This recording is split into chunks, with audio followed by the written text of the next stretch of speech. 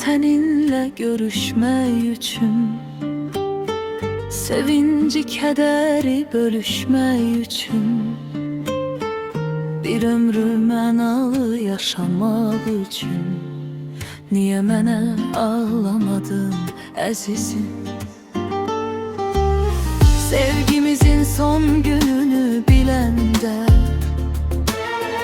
əllərinlə gözlərimi siləndə, boynu bükük qollarına gələndə, niyə mənə ağlamadın əzizim?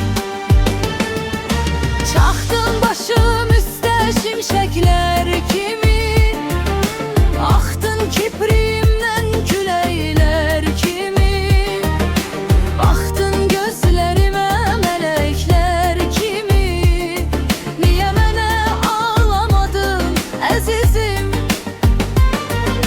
Çaxdın başım üstə şimşəklər kimi, axdın kiprimdən küləklər kimi, baxdın gözlərimə mələklər kimi, niyə mənə ağlamadın əzizim?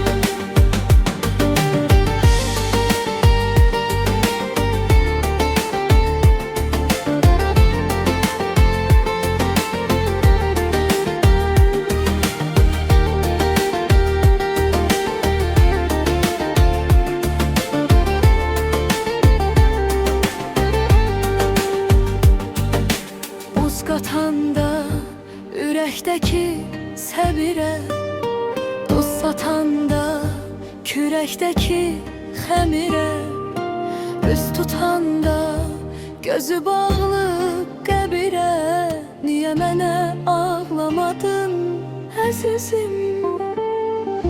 Çaxdın başım üstə şimşəklər kimi, axdın kiprim